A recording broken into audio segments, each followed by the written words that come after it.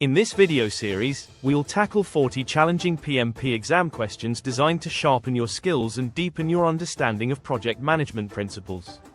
These questions will cover all major knowledge areas, process groups, and key concepts you need to excel in the exam. Each question will be presented with clear multiple-choice options to simulate the actual exam, detailed explanations for the correct answer, and helpful graphics. Whether you're refining your knowledge or testing your readiness, these insights will give you the confidence to approach the PMP exam with clarity and precision. Let's dive in and take one step closer to becoming a certified project management professional. 1. Which of the following is the primary objective of the project charter? A. To authorize the project and provide the project manager with the authority to allocate resources. B. To define the scope of the project and identify stakeholders. C. To develop a detailed project plan for all the phases of the project. D. To set up the team and assign tasks to team members. The correct answer is A. To authorize the project and provide the project manager with the authority to allocate resources. The project charter is a key document that formally authorizes the project and gives the project manager the authority to apply resources and make decisions. It also serves as a reference for high-level project objectives and stakeholder involvement. 2. During a project, you identify a potential risk that may have a significant impact on the project's objectives. What should be the next step? A. Mitigate the risk immediately. B. Analyze the risk to determine its probability and impact. C. Ignore the risk until it occurs. D. Delegate the risk management to the project sponsor. The correct answer is B. To analyze the risk to determine its probability and impact. Before deciding on mitigation strategies, the project team must first analyze the risk to understand its potential effect on the project.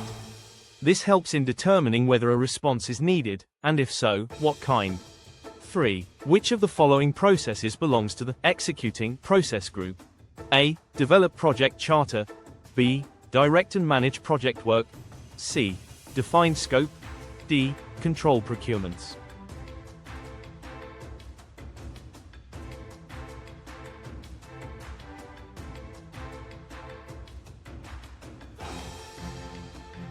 The correct answer is B. Directing and managing project work. This process is part of the executing process group and focuses on performing the work defined in the project management plan to achieve the project's objectives, which is a core activity in the executing phase. 4. You are managing a project with a fixed budget, and your team is frequently coming up with changes that affect the project scope. Which of the following is the best approach? A. Reject all changes to maintain the original scope. B. Implement all changes as they come up to avoid project delays. C. Perform integrated change control to evaluate each change's impact on the project. D. Communicate to the team that no changes are allowed. The best approach is C. To perform integrated change control to evaluate each change's impact on the project. The integrated change control process evaluates all change requests to determine their impact on project constraints like time, cost, and quality, ensuring that only those changes that align with project objectives are implemented. 5. In which of the following scenarios would you apply the Earned Value Management (EVM) technique? A. When defining the project scope. B. When tracking project performance against the baseline. C. During the closing process of a project. D. During stakeholder engagement activities.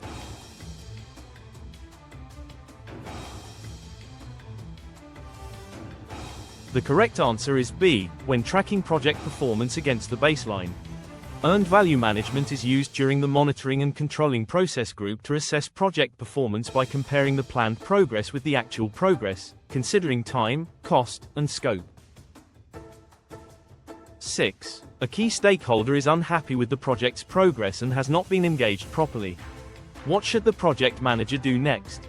A. Proceed with the project without addressing the stakeholders' concerns. B. Ignore the stakeholders' concerns and continue the project. C. Communicate the issues to the sponsor and delay the project. D. Engage the stakeholder, understand their concerns, and address them through proper communication channels. The best course of action is D. To engage the stakeholder, understand their concerns, and address them through proper communication channels. Stakeholder engagement is critical for project success. The project manager must address stakeholder concerns promptly and work to resolve any issues through effective communication. 7. What is the purpose of a work breakdown structure, WBS, in project management? A. To define the schedule of the project. B. To break down the project into smaller, more manageable components. C. To control the project's budget. D. To track and manage project risks.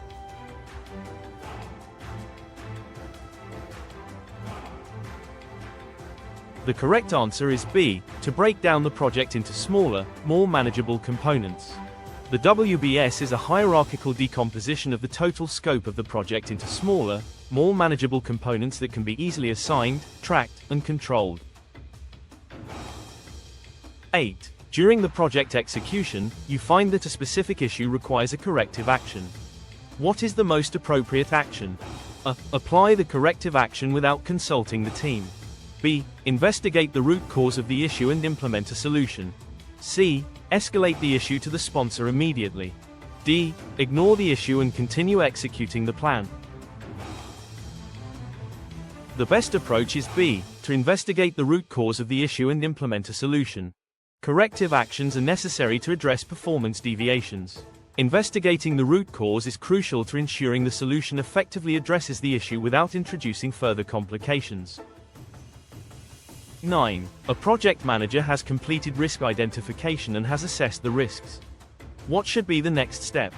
A. Create a risk management plan. B. Monitor risks continuously. C. Perform risk analysis. D. Plan risk responses.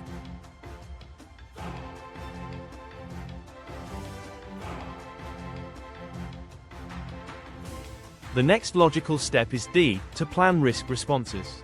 After identifying and assessing risks, developing strategies to mitigate or exploit risks ensures the project can move forward with minimized threats or maximized opportunities. 10. Which of the following statements best describes the purpose of the monitor and control project work process? A. It involves creating the project schedule.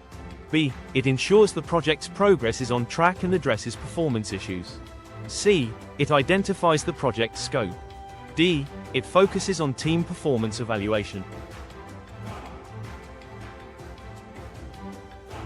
The answer is B. Ensuring the project's progress is on track and addressing performance issues is crucial. The monitor and control project work process involves tracking, reviewing, and regulating the project's progress to ensure it stays aligned with the project management plan. Any necessary corrective or preventive actions are taken to keep the project on course. 11. What is the primary purpose of the Develop Project Management Plan process? A. To define the project scope and objectives. B. To develop a detailed schedule for project execution. C. To create a roadmap for project execution and monitoring, integrating all subsidiary plans. D. To assess the project's financial viability. Correct answer is C. To create a roadmap for project execution and monitoring, integrating all subsidiary plans.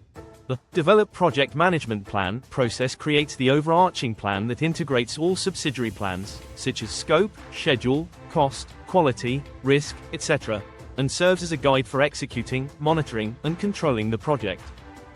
12. Which of the following is an output of the Plan Risk Responses process?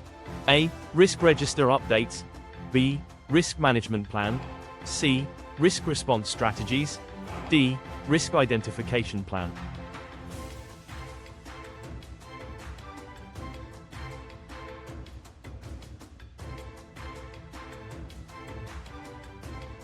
C. Risk Response Strategies is the answers. The Plan Risk Responses process results in developing risk response strategies.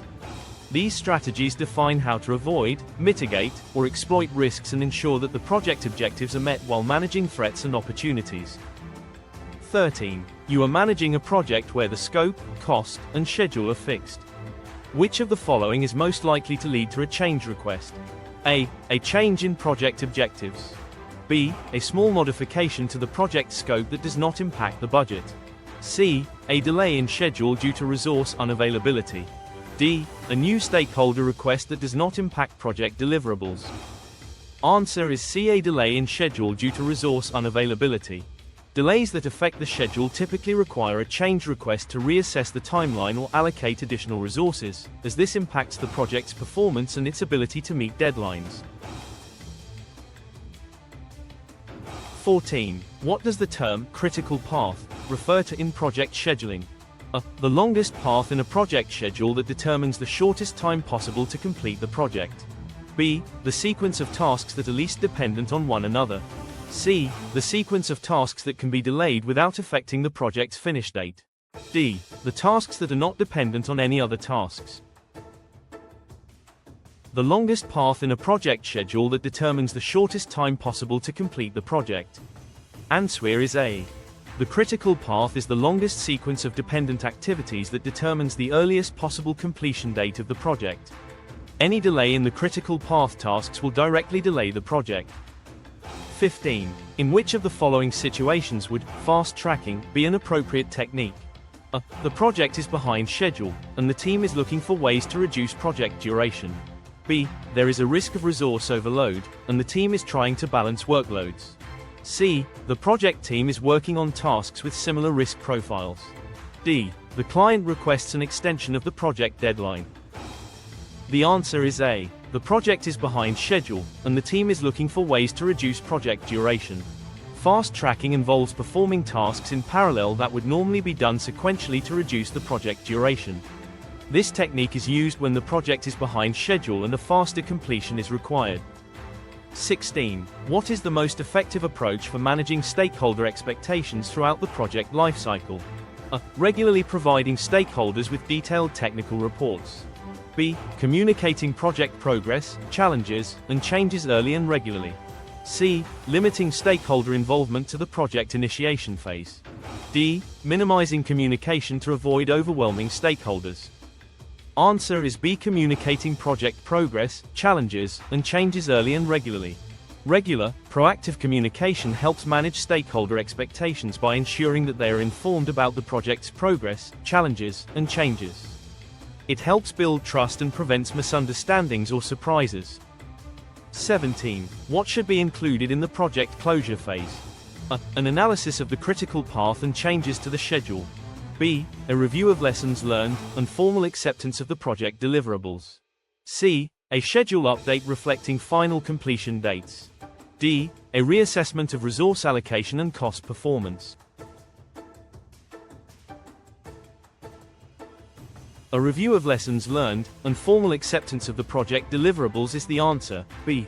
The project closure phase includes finalizing all project activities, obtaining formal acceptance from stakeholders, reviewing lessons learned for future projects, and ensuring that all deliverables are met and documented. 18. During project execution, you receive multiple requests for changes from different stakeholders. What should you do first? A. Implement the changes to avoid delays. B. Discuss the changes with the project sponsor before making any decisions. C. Evaluate the impact of each change and update the project management plan if necessary. D. Reject the changes to maintain the original project plan. The answer is C. Evaluate the impact of each change and update the project management plan if necessary. Change requests should always be evaluated for their impact on the project's scope, schedule, cost, and other factors before any decision is made. Changes must be documented, and the project management plan may need to be updated accordingly. 19. In which of the following circumstances should a project manager use a contingency reserve? A. When unexpected risks arise that impact project costs or schedule. B. When the project schedule is ahead of plan and extra resources are available. C. When a stakeholder requests a change in scope. D. When a conflict arises between the project team and stakeholders. A project manager should use a contingency reserve when unexpected risks arise that impact project costs or schedule. The answer is A. This reserve is a provision in the project management plan to address unforeseen events or risks, ensuring the project stays on track despite uncertainties. 20. In the context of project procurement management, what is the purpose of a procurement statement of work, SOW? A. To outline the procedures for making payments to vendors. B. To describe the project deliverables and the work required from the vendor. C. To evaluate vendor performance during the project. D. To define the scope of the project in detail. The procurement SOW defines the deliverables, the work to be performed, and other specific requirements necessary for vendor selection and contract execution. It is a key document in procurement management. The answer is B. 21. What is the primary difference between a Change Control Board, CCB, and a project sponsor? A. The CCB approves changes to the project scope, while the project sponsor makes decisions on resource allocation. B. The CCB makes decisions about project scope and budget, while the project sponsor oversees the project and supports the project manager. C. The CCB is responsible for project quality, while the project sponsor is responsible for the project's success. D. The CCB resolves conflicts within the project team, while the project sponsor approves the project's budget. The CCB makes decisions about project scope and budget, while the project sponsor oversees the project and supports the project manager. The answer is B. The CCB specifically handles changes to scope, schedule, cost, or other project parameters. 22. A project stakeholder register is updated. What is the most likely reason for this update? A. A project milestone is reached. B. A new stakeholder is identified. C. A change in the project's budget occurs. D. The project's risks are reassessed.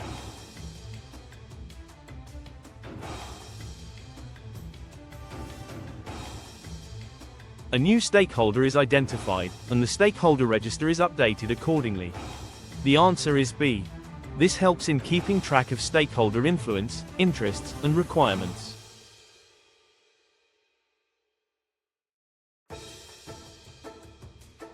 '23. You are managing a project where the team has completed a major phase, and it's time to review the project performance.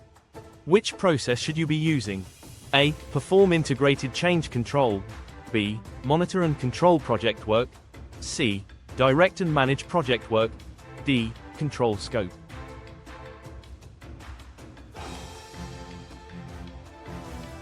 The Monitor and Control Project Work process is used to track, review, and regulate the progress and performance of the project, and identify any changes that may be required to ensure the project is on track. The answer is B. 24. In the Plan Communications Management process, what should the project manager consider when defining the communication requirements? A. The number of team members involved in the project. B. The stakeholders' interests, communication preferences, and impact on the project.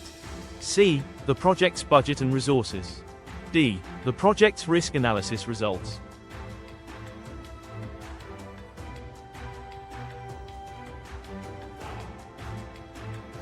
The project manager must ensure that communications are tailored to stakeholders' interests and needs, ensuring effectiveness and that key stakeholders receive timely and relevant information.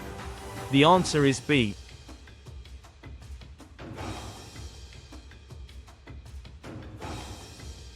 25. During project execution, you are facing an issue that could impact the project's success. What should the project manager do first?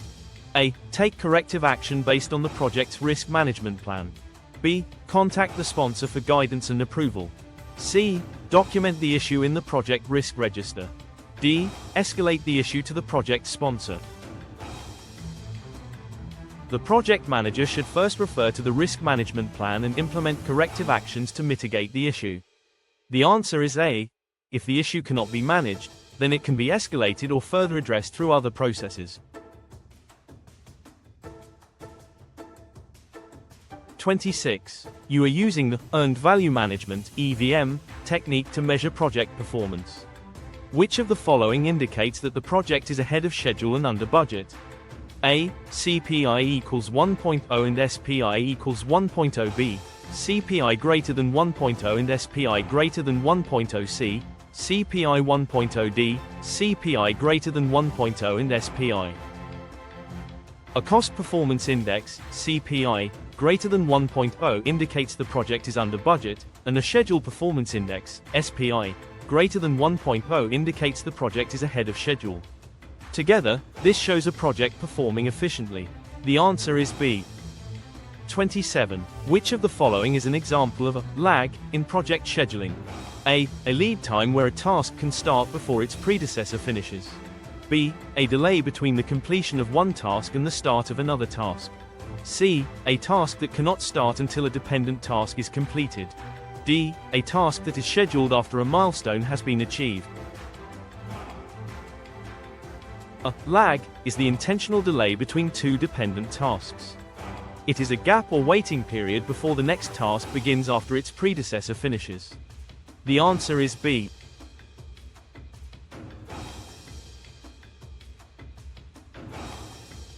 28. You have identified a potential risk that could affect your project. Which of the following is the first step in the risk management process? A. Create a risk management plan. B. Monitor and control the risks. C. Perform qualitative risk analysis. D. Identify the risk.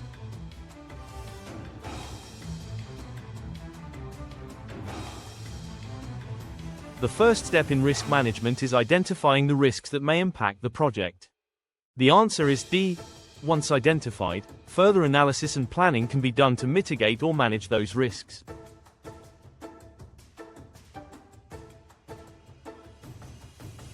(29) You are managing a project with a fixed budget.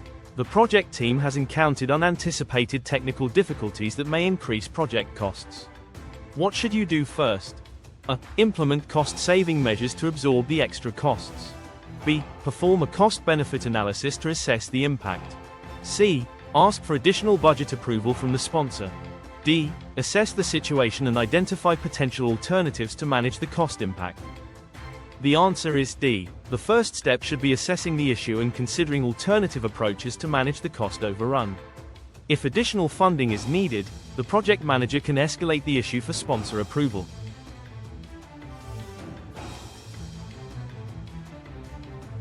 (30) What does a work breakdown structure (WBS) represent in project management? A. The project's deliverables and the required tasks to complete them. B. A detailed budget for each project phase. C. A list of all risks and their probability of occurrence.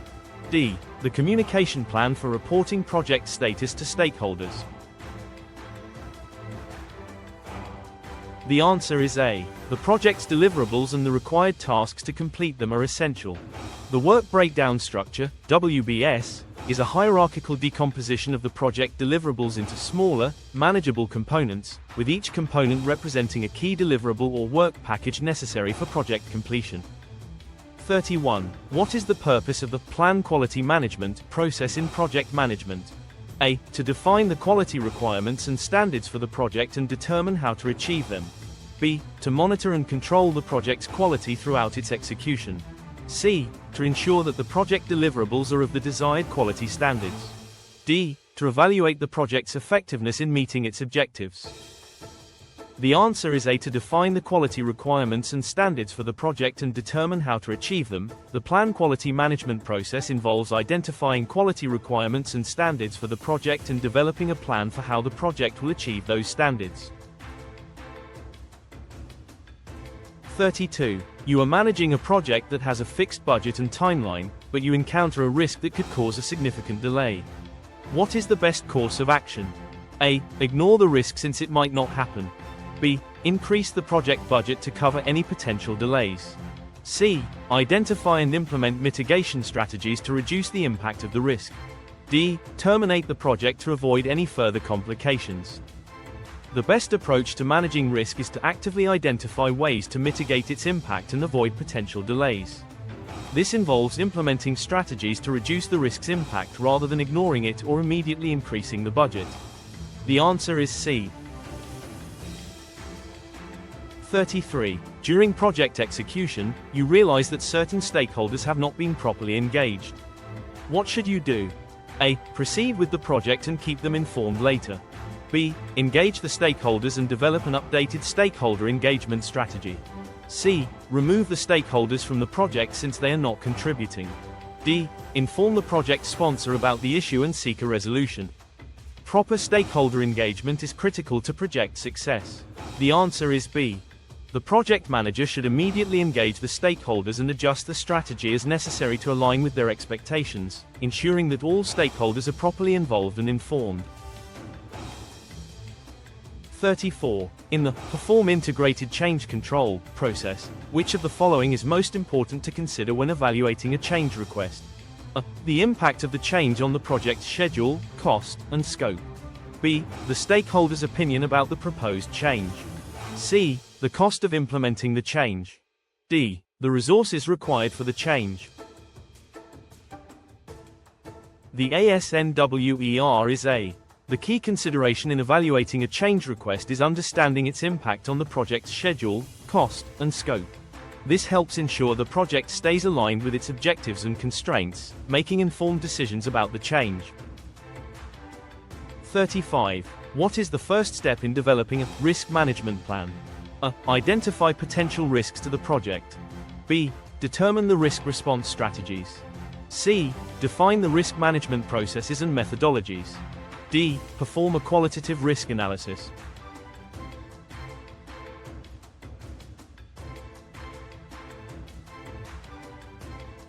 The answer is C. The first step in developing a risk management plan is to define the processes and methodologies that will be used to identify, assess, and manage risks throughout the project lifecycle. This ensures a structured approach to risk management. 36. A project manager receives a change request that will affect the project's budget. What should be the first step to evaluate the change? A. Approve the change request if it is deemed necessary. B. Perform an impact analysis to assess the cost, schedule, and scope impact. C. Immediately inform the project sponsor about the change. D. Reject the change request to avoid budget overruns. Before making any decisions, the project manager must understand how the change request will impact the project's budget, schedule, and scope. This ensures informed decision-making and helps manage the project's resources effectively. The answer is B. 37. You are working on a project with a team that has been experiencing low morale and productivity. What is the most effective action you can take to address this issue? A. Assign more work to team members to keep them occupied. B. Provide rewards and recognition for team members to motivate them. C. Hold a meeting to discuss the issue openly and identify underlying problems. D. Ask the sponsor to intervene and manage the team directly. The most effective way to address low morale is through open communication. By involving the team in identifying issues, the project manager can find targeted solutions to improve team dynamics and overall productivity. The answer is C. Hold a meeting to discuss the issue openly and identify underlying problems. 38. What is the purpose of lessons learned in project management? A. To document the project's final budget and expenses. B. To identify mistakes and correct them in the future. C. To close the project and terminate contracts. D. To provide detailed performance metrics for the project.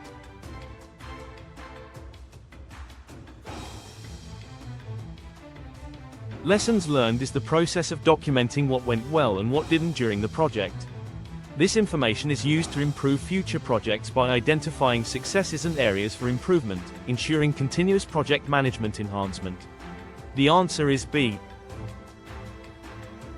39. In Earned Value Management, EVM, what does a Cost Performance Index, CPI, of 0.8 indicate? A. The project is ahead of schedule. B. The project is under budget. C. The project is over budget. D. The project is performing at expected levels.